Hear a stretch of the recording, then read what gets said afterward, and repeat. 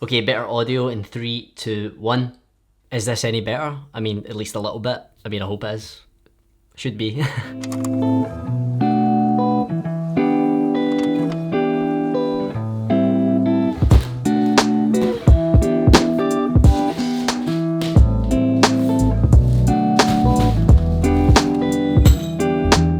In this video, I want to show you how you can quickly improve your audio, whether it's for a YouTube talking head like this, maybe you're on location shooting an interview, or you're doing some sort of voiceover. I want to show you a quick way of improving your audio for just about under 100 quid. So after filming pretty much all my videos in this space, I realised I didn't really like the way that I was sounding, and I think this was due to the fact that I'm basically sitting facing a huge wall, talking straight into it. I've got a huge wall to my right, and I've got this big large surface area desk that's right underneath me. This basically means that all the sound coming from my voice would basically just bounce off the wall, come back, bounce off this wall, bounce off the desk, and it would cause a lot of reverberation, and it just doesn't sound that great. That's what gives your voice that horrible kind of reverb and echoey sound when you get a little bit louder. So I wanted to try and combat that to the best I could. You guys don't know this, but I actually spent 2 years studying sound production in college, and from my time there, one of the things I picked up is that you can quickly improve audio by using sound blankets. Basically, a really non-scientific explanation of what these do is, instead of just letting your voice bounce off the walls, bounce off the desk, and come back into your microphone, what they do is they help to absorb the sound waves, and that in turn should dampen the audio in your recording space, and it should help you get slightly better audio depending on how you use them.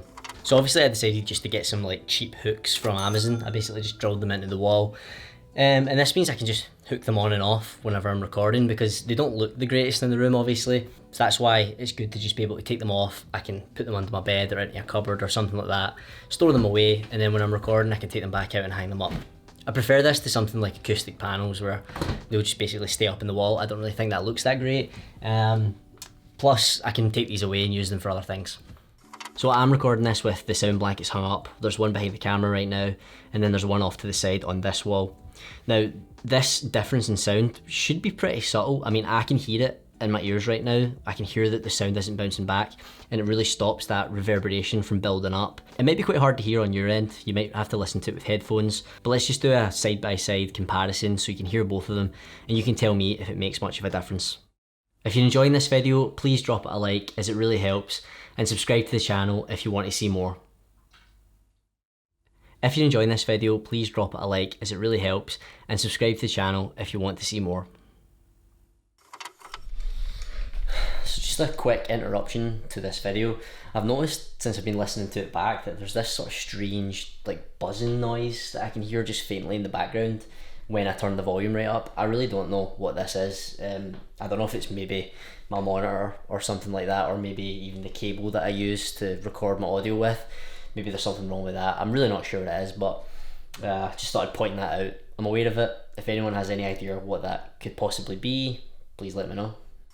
So another way that you can use these sound blankets is to record voiceovers. Since we'd only be recording audio here, we can afford to move the sound blankets as close to the subject as possible.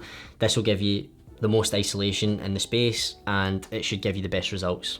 So ideally I would have 2 of these, and then I'd have them in a sort of V shape, and I would talk right into the sort of corner of the 2 of them to sort of surround myself with the sound blankets, but this will just have to do for now. But this is a way you could record voiceovers, basically just get as close to the sound blanket as possible, and let's see how it sounds.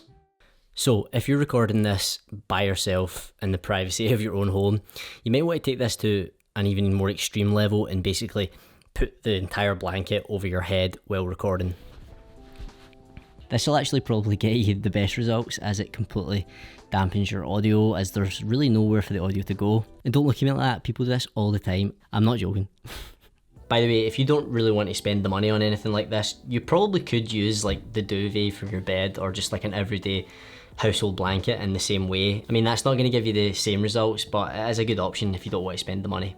Another great thing about these sound blankets is they are portable. They're a little bit heavy, but they are portable, so if you're filming on a set, you're maybe shooting an interview, you could take these with you to help get better audio. A lot of the times, the locations that you're filming in aren't sound treated at all, so by bringing these, you can help kind of take the edge off of a really bad audio environment. So there's a couple different ways that you could use these here. You could lie one flat out on the floor, as the floor usually is one of the main causes for the reverb in your audio, as the audio just bounces right back up. You could hang them to a wall if you want to cover a big large space like I'm doing right here, or you could easily hook them up to a couple of light stands or a couple of C stands and bring them nice and close to your subject. A tip here is when you arrive on location, straight away just look for large surfaces that are probably going to cause you a bit of reverb, and then just try and treat them with the sound blankets. This won't make your audio perfect by any means, but if you experiment with the sound blankets, you move them about, find the best places to put them, then you can start to use them to your advantage.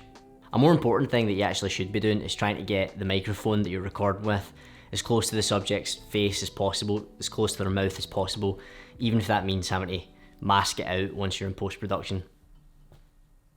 Again, the differences here are pretty subtle, and it does take a little bit of like a trained ear to notice the difference, but you will start noticing the difference, and if you use these right, you can start to really use them to your advantage. Definitely I would urge you to look into how sound blankets could potentially improve the audio in your projects.